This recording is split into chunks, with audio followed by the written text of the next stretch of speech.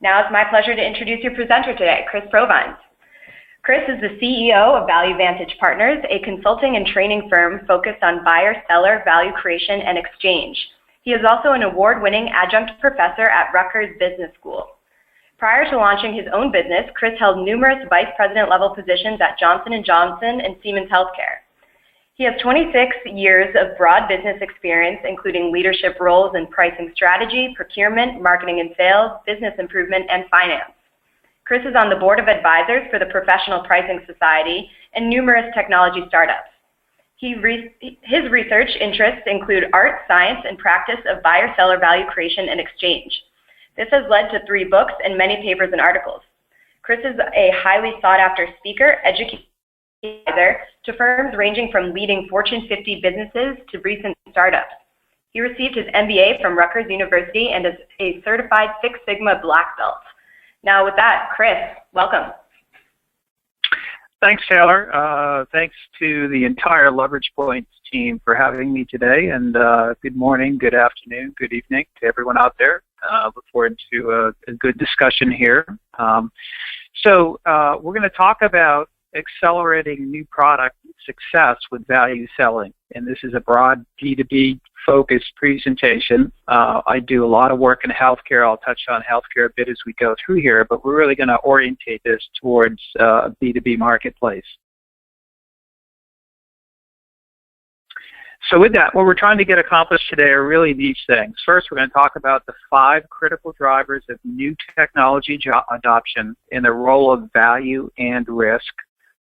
We'll provide you a holistic framework for thinking about new solution value. I think this is particularly important. I do a lot of work helping companies deal with professional buying organizations, and in fact teach this at the university. I teach global procurement and strategic sourcing. So part of the opportunity, I think, particularly around new technologies, new solutions, is for suppliers to really get clear in all the elements of value that they bring to the customer, and we'll talk more about that. Importantly, the next one we'll talk about is the science of influence and persuasion. There's lots of work out there and lots of work that's emerged in the academic community over the past decade or two around influence strategies and some of the irrational behaviors we all have as humans, and this also pertains to how organizations buy. So we'll talk about 5 strategies to use your value selling to really leverage the science of influence and persuasion to accelerate your product.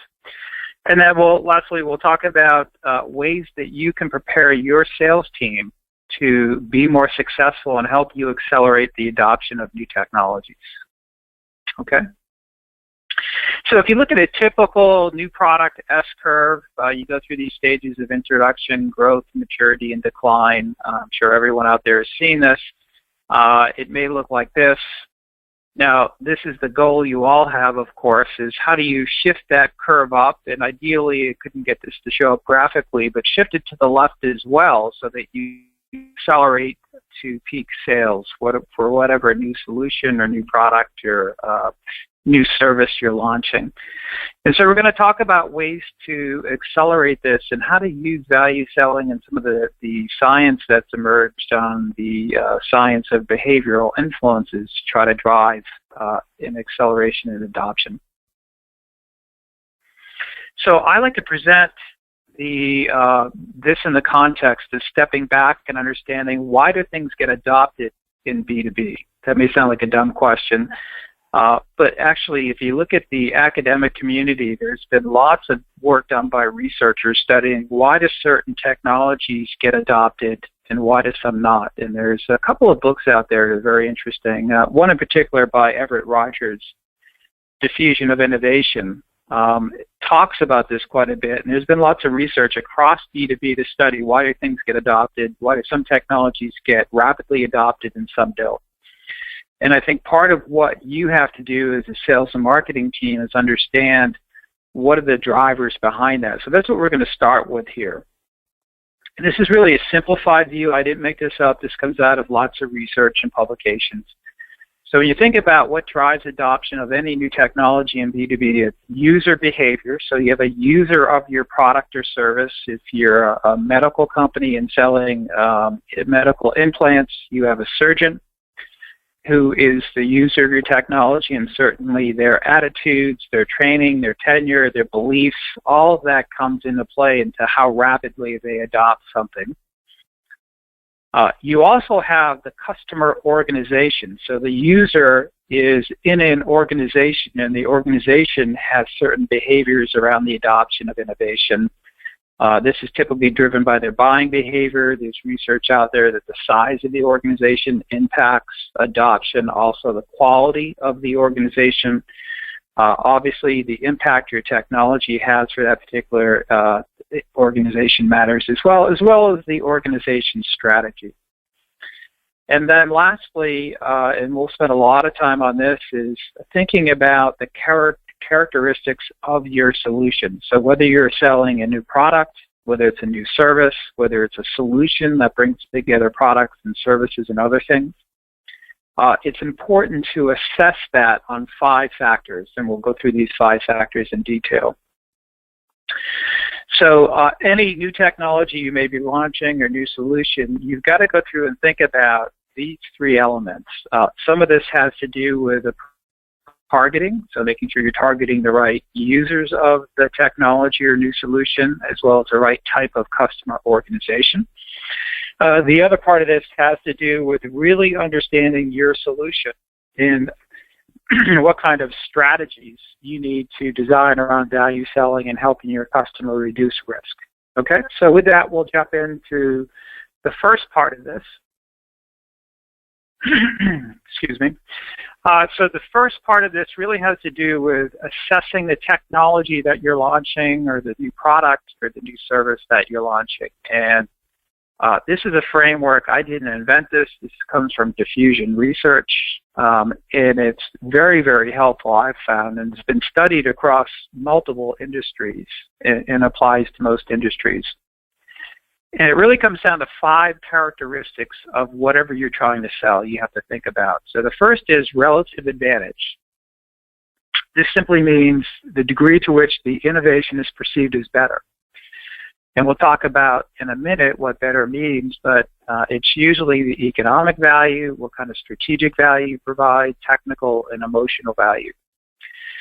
The next characteristic to assess is its compatibility. So how compatible is the product or solution with existing values, experiences, practice, and infrastructure? The next is complexity and uncertainty, which means the degree to which an innovation is perceived as relatively difficult to understand or has high uncertainty. Next is trialability. This simply means the degree to which the customer can actually trial your solution on a limited basis and really see what it does for them in their business. And then lastly is observability. This is pretty much common sense, but the degree to which the results of the innovation are visible to others. Okay, you see a sign in each of these. So a positive sign means the more you can perform in this dimension, the better it is for adoption. So the better you do in terms of relative advantage and can be able to communicate that, the more rapidly your technology or solution will be adopted. And where it's negatively related. So you see in the lower right-hand corner, complexity and uncertainty is inversely related with adoption. So the more complex your solution is, or the more uncertainty surrounding that solution, the less it's going to be adopted. So what I do in real life and what I do in practice and working with clients is go through whatever new technology either they are about to launch or have launched that maybe has some issues and is not being adopted as quickly as the customer thought it should be, and actually go through this framework and assess the technology in all 5 of these dimensions. And it has really important implications for value selling, which we'll talk about in just a minute. So there's really two key insights for value selling as you think about this model. So these 5 characteristics of any innovation, whether this is a this is a new software solution, whether this is a new medical technology, whether this is a new packaging solution for a customer, whether it's a new chemical compound, a new way to manufacture things. You can run it through the model, and what you come up with is there's two key things to think about for value selling. First is your ability to quantify and communicate your value and broadly assess that, and use that to educate the customer on what is the real advantage that you have is really important. And we'll get into that in much more detail.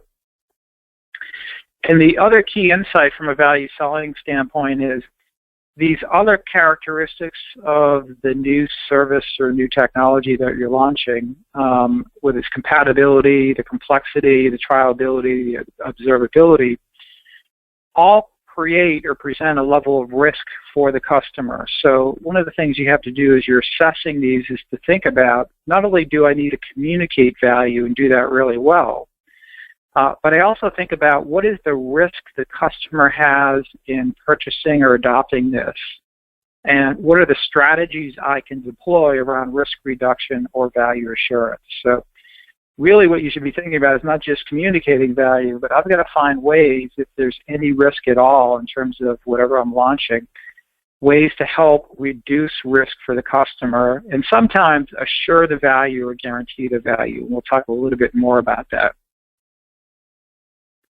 Okay, so let me give you a real simple example just to make this come home. This is a technology that's been out for quite some time, I think 15 years or so, but this is the drug-eluting stent. It's a coronary stent with a drug on it.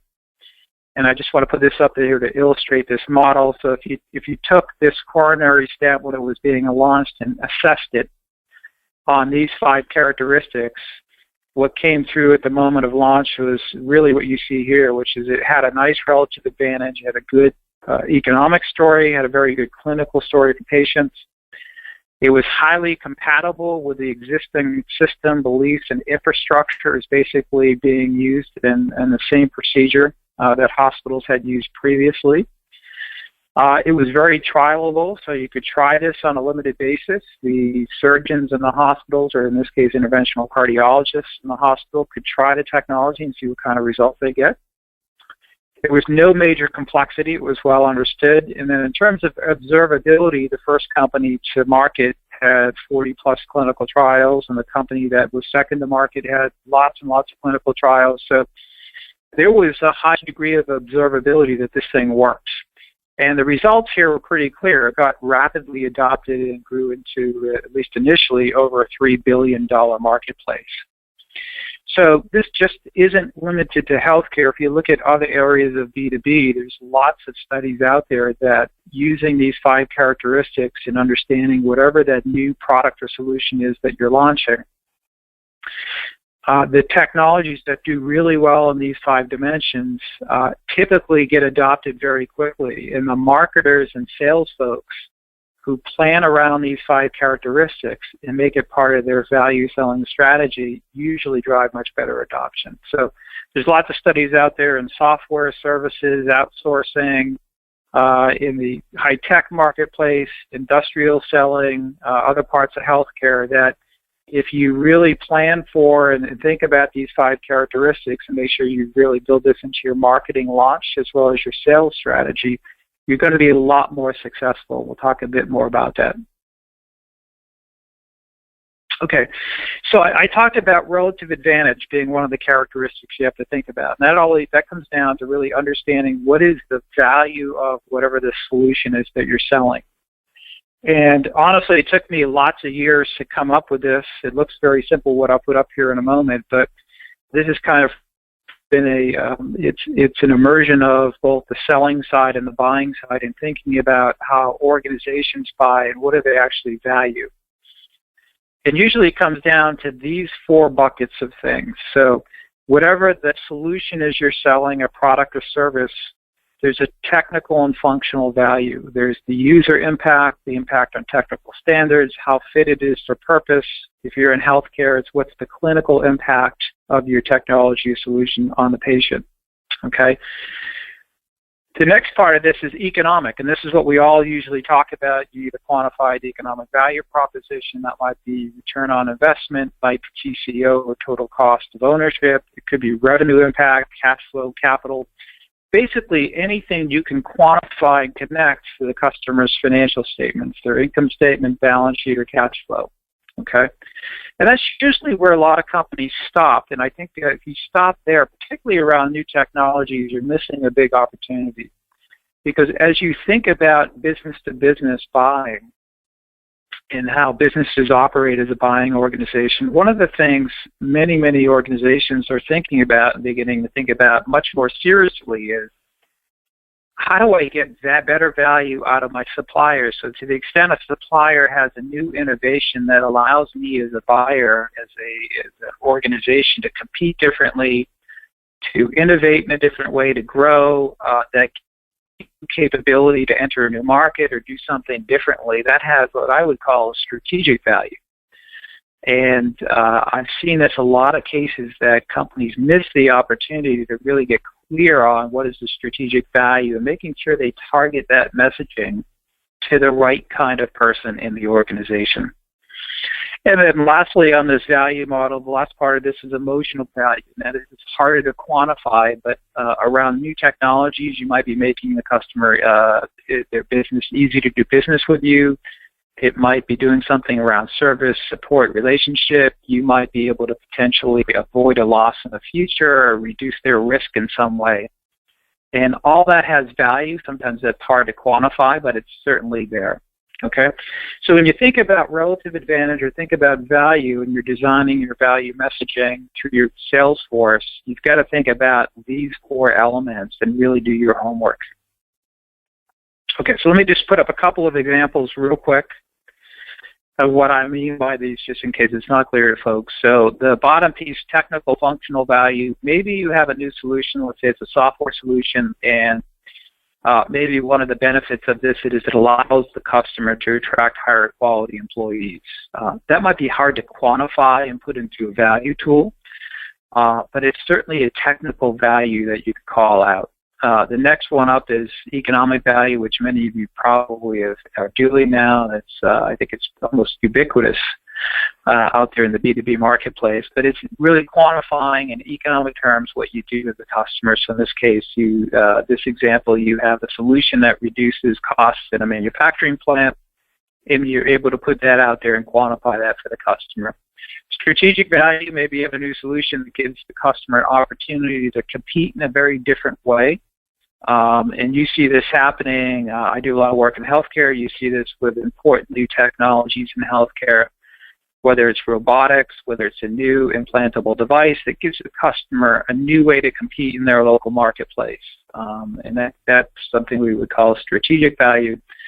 And then emotional value, you may have something that reduces the hassle factors the customer currently experiences. That's hard to quantify what that's worth to them, but from a value selling and messaging standpoint, you definitely need to be able to leverage that. Okay, so we talked about the top of this, these 5 characteristics, relative advantage. The other elements that we talked about, so trialability, observability, complexity, these things have to do with customer risk. So if you're selling a new technology, you're dealing with something that the academics would call status quo bias, which is people don't want to switch. It's difficult to switch sometimes. Sometimes it's much easier to stay with the status quo. So you usually have to find ways to help reduce buyer risk and sometimes assure the value you are bringing them. And I like to use this very simple model which tries to delineate this in terms of complexity and investment. So you have ways to reduce risk that are lower complexity, lower investment. I have some of those up here. So there might be a value selling tool, might be free evaluations, might be some opinion leader development, case studies, customer visits, reference customers, etc. So there's ways that you can help reduce risk for the customer that are less complicated. You may also have ones that are much more complicated. So you might have to invest in large-scale trials. You might have service-level agreements if you're dealing with a new innovation that requires lots of service or downtime for the customer, things like that. And then you can get all the way out to the extreme where you have to do risk-sharing arrangements or performance-based contracts. So part of what you should be doing with any new technology is not only be able to sell the value economically and the three other ways we talked about, but you should also be thinking about the other elements of adoption and whether or not they create risk for the customer, and how do I find ways to reduce buyer risk. Okay, so we talked about performance, outcomes-based contracting. Here's some simple examples. So Rolls-Royce has had this program out there for a long, long time. I think it's 40 years old. Rather than get the engine serviced on a time and materials basis, they have this power by the hour program where the customer pays for service not based on a time and materials contract, but based on flying hours. So the more hours the customer is flying, the more they're paying for service and maintenance. So this is a way to better align the buyer and seller. It's also a way to, in a way, guarantee performance. So the buyer, the seller in this case, has a strong incentive to make sure they're doing preventative maintenance and making sure that the engines are operating as much as they possibly can. And one study showed that this actually reduced, this contracting model reduced unplanned downtime by between 25 and 40%. So it's a performance or outcomes-based contract example. I'll just give you one more real quick, and this comes out of healthcare. This is two pharmaceutical companies that were selling a drug that helped prevent fractures, and they basically put a guarantee in there that if the patient was taking the drug as prescribed and they developed a fracture, that the companies would help offset the cost of the fracture itself. And so this is an example of them sharing some of the risk where there might have been a perceived high risk for the buyers in terms of investing in this new technology. Okay, so the clear message is you should be thinking about your product and thinking about ways that you can reduce buyer risk, but you can also be really clear and specific about the value that you bring. So in addition to this, here are some, I think, 3 key activities a supplier can do to help drive adoption. The first, of course, is careful targeting. So you not only have to target the user of your solution and look at them from an adoption behavior, those people are going to be early adopters, early followers, etc. But also think about the customer organization they sit in and how progressive that organization is in terms of their adoption behavior. I've done research, lots of research in healthcare as an example, and you may have fairly innovative surgeons who want to use a new technology. Let's say it's a new implantable device, a new biologic, some new adjunctive technique of some kind. But they may sit in an organization that isn't terribly innovative. So while you have the user wants to take on the technology, it's very hard to get the organization to adopt it. So part of what you have to do is do real careful targeting around not just the user of the technology, but what organization sits in and what's their likely adoption behavior.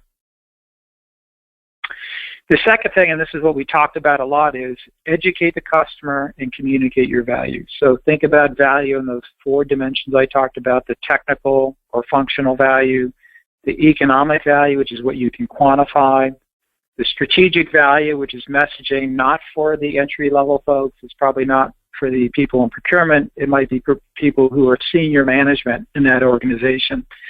And then last, the emotional value. So think about your technology very broadly, or your solution. And then the last part of this that the supplier can do, and this is real because there's lots of bias against you from the behavioral world, you need to find ways to reduce buyer risk. And these could be risks around the financial risk of investing in your technology. It could be implementation risk. They're scared that implementation isn't going to go well. There might be operational risk in there as well, that it's not going to operate the way you promise it to operate. So there's an opportunity for you as a supplier to really think about what level of risk exists, and do I have the right programs to support my launch. So we talked a little bit about segmentation. Obviously, there's a user segmentation component to this. So I have to look at users who are more likely to adopt it. I did some interesting research recently in the orthopedics market and healthcare, and it was very interesting. We found there were, it's probably about 20% of the surgeons who wouldn't adopt a particular technology, whether you had the best clinical data in the world or the best outcomes. They were really stuck in the status quo of a given procedure, technique, and technology. And so no degree or no amount of value selling was really going to change their behavior. You have a similar notion at a customer level. So customers buy differently. If you look at how they buy as an organization, I have 4 different segments I like to think about. One is a value seeker. This is a segment of buyers who are very sophisticated, who are looking for value, who want to partner with suppliers. They usually have a very sophisticated approach to understanding value and making that connection to the business. You have organizations who are much more traditional or old school. It's where the users really drive the buying and the purchasing. So usually you don't have the organization involved that much. You have price buyers. These are customers who, as an organization, it could be because of their circumstances and what's happening in their business, but they're really focused on price, not terribly innovative. And then you have what I'd call innovators. These are customers who, because of their strategy, because of their competitive marketplace, they have to be focused on innovation. And so obviously these would be people who you'd want to go target as an organization. So there's a user dimension of segmentation. There's also a organizational buying dimension of segmentation that you have to think about. And you should be thinking about, who do I target? What is the messaging I need? The messaging may be a little different for a value seeker versus an innovator. You should be thinking about ways that you can shape their buying process very early on, and hopefully by doing this, you make your salespeople much more productive. Okay, so we talked a lot about value. We talked about the 5 factors that drive adoption of any technology. We talked about user segmentation, the importance of that. We also talked about thinking about the organization and how organizations adopt things. Now, what's emerged, and I talked about this initially, was there's lots of research out there. I'm sure many of you have heard about this. You probably use this in practice, but there's a whole research stream that's emerged out of social sciences and behavioral sciences on the psychology of persuasion and influence. And so I have a whole laundry list of these techniques that I've cataloged through the various research. I'm just going to present 5 of them here for you today that I think are important for new technologies. There's others that are very important for new technologies, but we'll present 5 that I think are pretty important for value selling as well. Okay, so the first one I'm sure many people have heard about is this influence strategy of loss aversion. So as you're going out and you're selling the value of your new solution, you need to really review how you're positioning that, what messaging you're using. So there's research out there that people of value avoiding a loss nearly twice as much as getting a gain. So what does that mean in practice? So how you say things, just changing how you say things, or if you're using a value tool or some of your communication messaging can be very powerful. So rather than framing something as a gain, you have to take an action to gain something in the future or to get a payoff, which is on the left-hand side. So this is based on some research that they did, I think it was in the UK, on trying to get homeowners to insulate their homes. And so when they went out and said, you'll save $1,200 annually by replacing the insulation in your home, what they were trying to communicate there is that there's a payoff in the future by taking some action, and they didn't get much traction at all. They got very few people to actually adopt these green energy behaviors. When they took the same dollar amount and they framed it differently, and they said, rather than framing it as a payoff in the future, in this case, they framed it as preventing a loss or a cost that's occurring right now. So stop losing $1,200 a year because of the insulation in your home. So it looks a little nuanced, just that difference in phrasing, but you're changing from a payoff in the future to taking some action to prevent a loss right now. And it turns out that people will, in this case, in this study, and there's lots of studies to support this, will adopt the loss much more often than the gain. So the messaging here is to go back and think about however you're presenting the gains or losses or your messaging from an economic value standpoint, in as much as you can without, selling on threats, but frame the financials as a loss rather than a gain. It'll help your argumentation and drive adoption. Okay, so the second influence strategy is to really be mindful of switching costs. There's other research out there that there is a status quo bias, which basically means people will find whatever excuse possible not to change the status quo. And so if you're selling a new solution into a customer and there are switching costs, and switching costs are just costs the customer has to incur for moving from one solution to another or one vendor to another, you've got to really be prepared to be able to manage these switching costs. And switching costs can be a whole bunch of different things. It could be the vendor management costs. It could be inventory with the existing solutions that you're buying.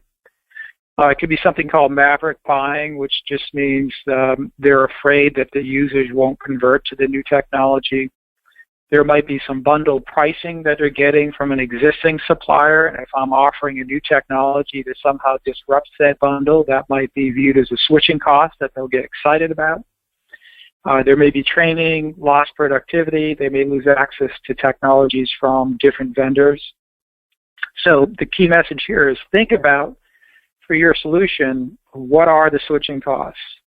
And you can deal with this in one of two ways. You can do this in advance and be prepared and actually educate the customer on switching costs, or you can just wait for the objection to come up and have the messaging ready and whatever the program you need is to deal with that switching cost. Okay, but this is something very important to manage, particularly as you're dealing with organizational selling. You're going to get into situations where people are throwing up excuses and barriers for not adopting.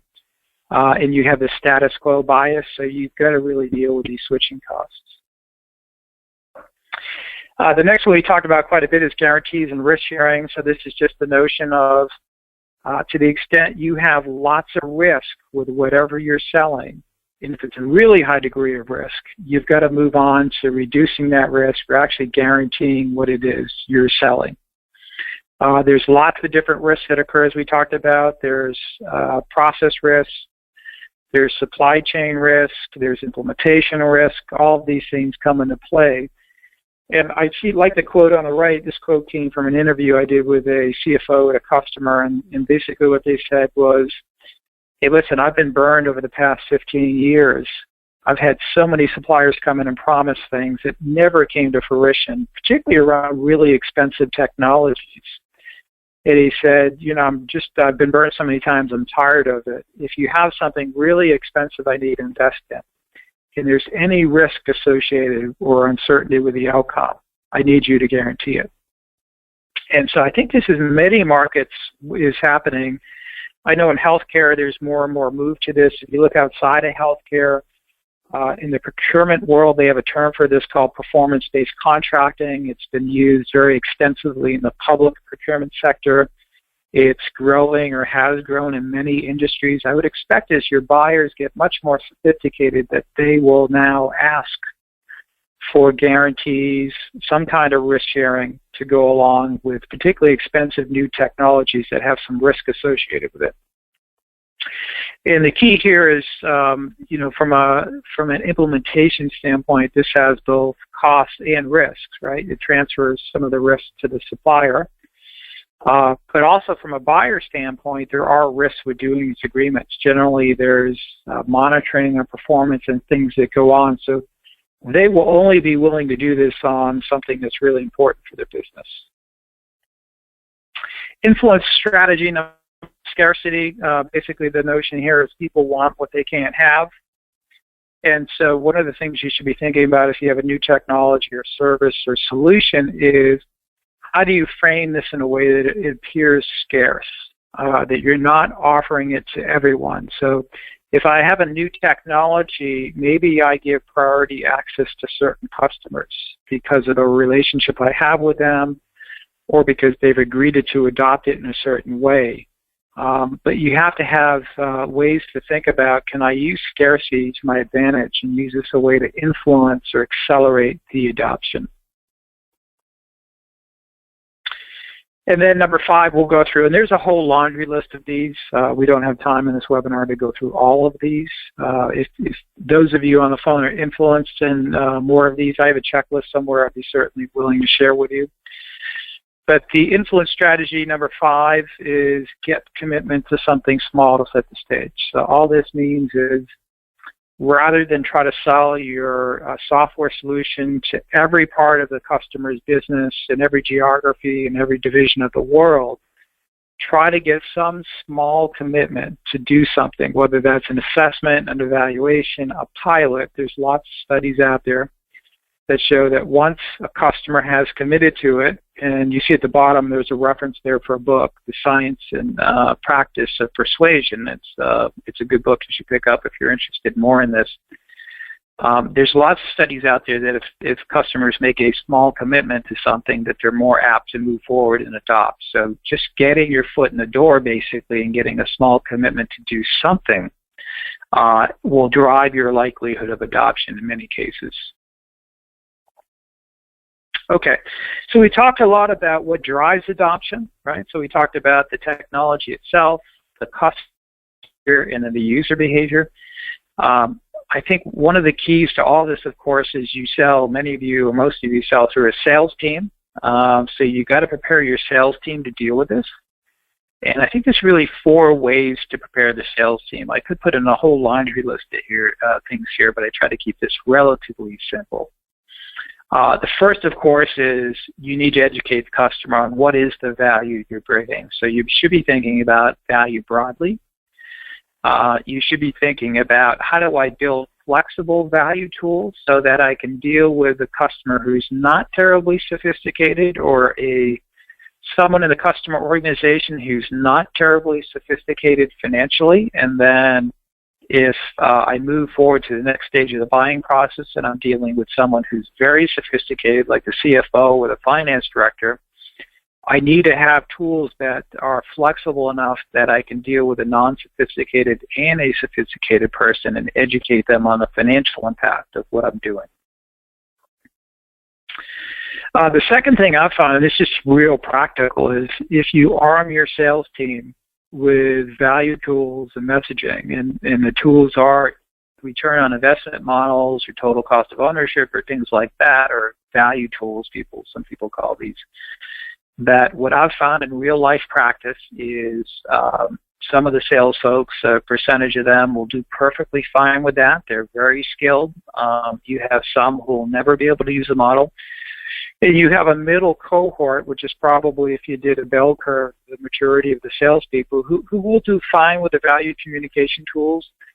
But the minute they get some detailed financial objection from a financial buyer, they fall apart unless they have some financial acumen training. So part of what you have to marry with the value tools, usually, is to give your sales team some basic financial acumen training, so when they do get the objection from the CFO, they know how to handle that, they know what the CFO is saying, and they can manage through that.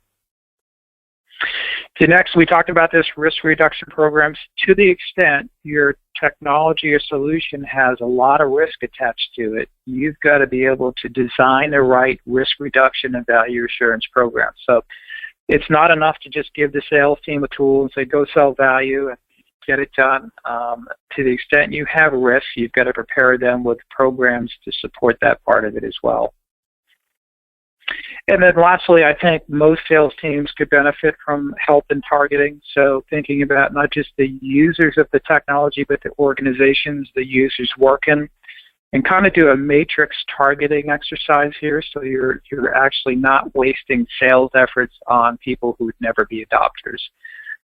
So these are the really simple ones. We could go into a lot more detail and add things to the list, but I think these are really 4 key things to think about in terms of preparing your sales team. Okay, so with that, I'll turn it over to Taylor, and we'll go through and do some questions. Great, thanks, Chris. And we've had a few questions come in during the webinar so far, but there's still time to enter your question into the panel on your screen. While you're entering, a reminder to complete the 10-second survey while exiting today's webinar to receive a copy of Addressing B2B Sales Challenges and be entered into a raffle for one free copy of Healthcare Value Selling. Now to give you a couple more minutes to enter your questions, a few words on leverage point. In a Forrester research study, 319 executive-level buyers at global companies were asked about salespeople's meeting preparation.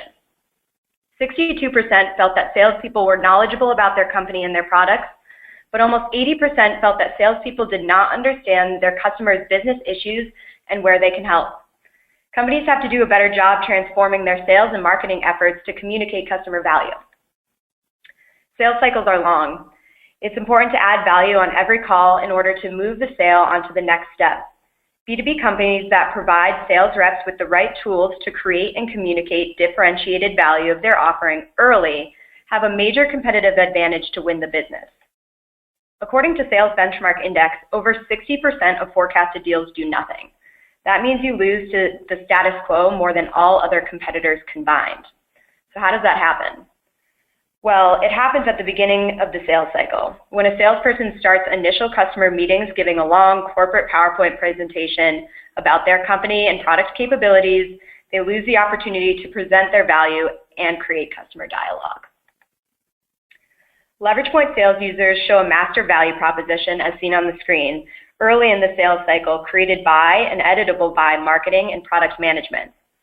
Whether they're selling to VP of sales, product management, or marketing, or even the C-suite, how do you want your salespeople to communicate the value your offering creates for the customer? A digital, smart, interactive value proposition is the compilation of the expertise from your value-driven marketers, product managers, pricing, and sales enablement professionals. Sales reps have a cloud-based tool that easily communicates the ROI value that your solution provides similar companies in their industry. It clearly shows it in graphical and summary form. Located beneath the graph and summary, there are assumptions that can be quickly modified in the meeting to align with the buyer's data. Beneath the assumptions, the overall value being delivered is broken down into specific value drivers that can be drilled down further for those buyers that are interested. Marketing collateral is provided in the tabs at the bottom, including industry case studies, videos, and white papers. Leverage point sales users are saying that by presenting this value to the customer early, they are wasting less time with unqualified prospects, allowing their pre-sales resources to spend more time working on winning qualified opportunities. That has a massive impact on business. Leverage point customers report 5 to 15% higher close rates and 10 to 25% higher prices in opportunities in which they use leverage point. If you're at all interested in seeing more or seeing a personalized value proposition, please check the appropriate boxes in the survey upon exiting today's webinar. We'll be happy to talk to you. So with that, I will pass it over to Peyton Marshall, our Leverage Point Chairman and CEO. Right before I do that, let me answer the most popular question myself. Yes, this webinar is recorded, and the slides and recording will be emailed to you within 2 business days. Now to pass it on, Peyton. Thank you very much, Taylor. And Chris, thank you so much. The insights you provided, some of your perspectives, I think were really important and interesting content. You got me thinking anyway. Sure, so, thanks, Peyton. Good. Question number 1. What are the most important resources or content that a product manager can provide sales teams at launch? Yeah, I think it goes back to what we talked about, which is, you need to communicate the relative advantage of whatever you're selling, and that comes down usually in organizational buying to some kind of value. I'll broadly call this value tool, whether that's return on investment or it's a TCO model, something like that. But it's being able to demonstrate for the customer the economic impact you have. And then, as we talked about in the webinar, I think it's really understanding from a buyer's perspective. When I say buyer, I just mean the customer's perspective. What degree of risk do they see in taking on your new technology or your new service? And then how do you manage that risk? So I think value tools are necessary, but not sufficient. I almost think, based on what I've seen, it's almost ubiquitous. I see lots of value tools out there. I think there's an opportunity to complement value tools with risk reduction programs, and also probably some of the nuances we talked about of maybe saying the same thing just a little differently to incent adoption. Great. So let's talk a little bit more about the sales process in a product launch and maybe sales organizations in a product launch. When in the sales process is it best to get into communication of customer value, and who should have that conversation with customers? Yeah, it's a good question. I often answer this question from a buying perspective, which I always think is more helpful than thinking about it from a sales perspective. Although I know a lot of people on the phone are thinking my sales process, and here's what I do in my sales process. You know, what professional buyers, organizations that buy in a professional way have a very standard process. It's something we teach at the university level as well. And the first step in their process is someone in the customer's organization recognizes there's a problem, need, or opportunity that a supplier can help with. The second part of that process is they better understand and analyze the opportunity, and they also start to define detailed requirements. And so what I tell suppliers is, if you're not the one creating an understanding of the problem, the opportunity, or the need, you've missed a big opportunity. So a short answer would be, you've got to do it very, very early in the buying process. And it should be with someone, it could be frontline sales. I don't think you need if some organizations have super high-powered experts, you probably don't need that person at that time. But probably frontline sales, and just shaping the customer's understanding of the problem, getting them to the next step in their buying process. So I always think about how do you move the customer along their buying process. So get them to recognize the problem or opportunity, to have an understanding of what it's worth to them, and get them down the path of thinking about detailed requirements that hopefully, if you've done all that right, you're writing the requirements right from your product information. Okay, next one. And this gets to some of your strategies for influencing. You said that that loss aversion influences buyers more strongly than the opportunity for gain. That's a little bit disconcerting to those of us who sort of have been trained or have the knee-jerk approach to always talking the positives of our products. How do you react to that? How do you deal with people who are really far more inclined to sell the positives than emphasizing customer problems? Yeah, you know, it's a good question, because we all, you're right, we're all trained to think positively, but this is very well researched and documented, this theory of loss aversion, and it works both in consumer marketing as well as B2B very well. So there's a little twist to this. What I try to tell people is think about highlighting what actions the customer has to take to prevent future losses. So rather than framing something as you need to take these 10 actions and there's going to be a payoff at the end of the day, frame it up as here's 3 actions you need to take in order to prevent future losses or losses that are occurring today. So it's just a little nuanced. It's not negative per se, but it's just framing the same thing a little differently. And hopefully it doesn't sound negative. I know people are trained to sell positively, but there's so much research that this works. You're missing a big opportunity unless you use these techniques. Yeah, that's interesting, because it speaks to thinking of the customer being proactive. Do you have, next question, do you have some examples of how reducing risk can be quantified?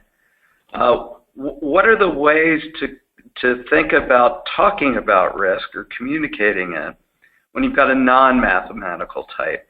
And I hear these questions a lot. Probabilities. Do you talk likelihood? Do you talk the chance of something happening? Yeah, I think the key with any value communication is to try to get it as simple as possible. There's lots of research too in the behavioral realm that the more complex something is, the harder it's to understand and people won't take action. So the more you can keep this really simple, the better. In the healthcare world, usually the language I use is, as an example, if you use my new technology right now, you have 2 out of every 100 patients have an adverse event, and that adverse event costs you, I'm going to give you this example up, costs you $10,000. If you use our technology, you only have 1 patient out of every 100 has an adverse event. And that's just super simple messaging. If you can get whatever you're selling down to something that simple, and not get too much into, at least at this point, super sophisticated models, I think you can start to get the customer interested without doing lots of math. What I've found in real life is you usually have 2 different types of people in the customer organizations. You have people who are much less sophisticated. So if you try to use sophisticated math and science, and if you're using actuarial stuff, you're just not going to get the message across. They just won't get it. And so you need to make the messaging super simple for that audience. And then there's usually another audience in the customer organization who are very sophisticated, who are going to expect you to bring in lots more sophistication in terms of what the ROI or the TCO is, or the value of whatever you're selling. So simple is good to get you in there, but you've got to be prepared with a little more complexity down the road. Great. Let's talk a little bit more about one key audience at the buyer. Does procurement really care about economic value or just price? No, again, this depends on who you're calling on, the segments of your customers, and for the audience out there, you should be thinking about your top 100 customers or top 20 customers or whatever the right number is for your business.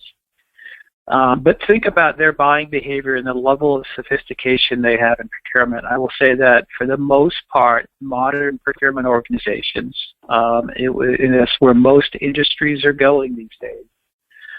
They are trained, they are taught, and they are metriced on saving money, but they're thinking about value too. So when they think about saving money, it's not just price, it's also other elements of value. So productivity savings, increasingly more sophisticated buyers are thinking about not just, can I take a nickel off this widget, or I can take 2 cents off this chemical. What they're thinking about, I have a relationship with suppliers. I buy more than the product from the suppliers, but I'm actually buying from the suppliers as a capability. And how do I get capabilities out of the suppliers? And capabilities are things like know-how, innovation, extra support. It's all of that stuff. And we could do a whole webinar on this. What most are thinking about, the more sophisticated ones, is who are those suppliers I need to have a strategic relationship with, and what does a strategic relationship look like? And how do I move beyond price? And then they will have some suppliers who, based on what the supplier sells and the behavior of the suppliers, they will, for those suppliers, say, hey, listen, this supplier I'm going to deal with on a more arm's length or transactional basis. So I think part of the trick in all that, in the question you asked, is really understanding how they view you as a supplier and view what you sell, but also thinking about the level of sophistication they have. And so the short answer is you can't broad brush all procurement folks. I think the vast majority are trying to or are moving to a more sophisticated set of capabilities, which includes looking at value beyond price. Okay, I think we have time for just one more question. You made some great points really about de-risking the purchase of innovative products. And as you talked about it, risk-sharing contracts, performance-based or outcomes-based contracts sound nice, But don't they always shift cost and economic burden to the vendor? Shouldn't we, as profit-maximizing vendors, try first to persuade the customer that switching to our product is low risk before we volunteer to share risk with them? Yeah, absolutely. I would agree with that statement. I think out of the gate, you should not be sharing risk. And it's usually something in real life happens either because the technology is not being adopted in the way that the supplier wants. So the technology is languishing, and there's lots of pushback on the customers because there's uncertainty around outcomes. And you see this in the healthcare a lot now with some of the new expensive drugs, where payers are just saying, sounds interesting, I see your clinical trial data, but I don't believe it because you've sponsored it. I'm not making the investment unless you guarantee it. So I think out of the gate, I wouldn't roll out of the gate and throw risk-sharing proposals on the table. But if I had a expensive new solution that had lots of uncertainty around it, I would be quickly prepared to implement that if I need to. And that's how I would think about that. Most of these programs actually are not easy for the customer to implement. So, what I find in practice is customers will talk about it, but many of them can't do what they need to do to implement it. So they like to talk about it. One of the benefits of just having it is to say, I have it and present it. Even if the customer cannot adopt it, you appear differently in their eyes.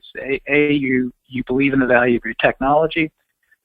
B, you appear more collaborative, just trying to find different solutions with the customer. Okay, great. Thank you. That's all we have time for, but really appreciate it, Chris. Taylor? Yeah, thank you, Chris. Thank you, Peyton, for that. And if we didn't get the chance to touch on your question during Q&A, we'll be sure to follow up with you via email in the coming days. But just a quick reminder that our next webinar is Dollarizing Differentiation Value, the Heart of Value-Based Pricing. And that will be hosted on November 3rd with Stefan Leozu, who is Chief Value Officer of the Thales Group and Chief Marketing Officer of Thales Group in the USA. And so that is it from us for today. So thank you all for joining us, and a special thank you to Chris and Peyton for their insights. And from all of us here at Leverage Point, we hope you have a wonderful rest of your week. Take care.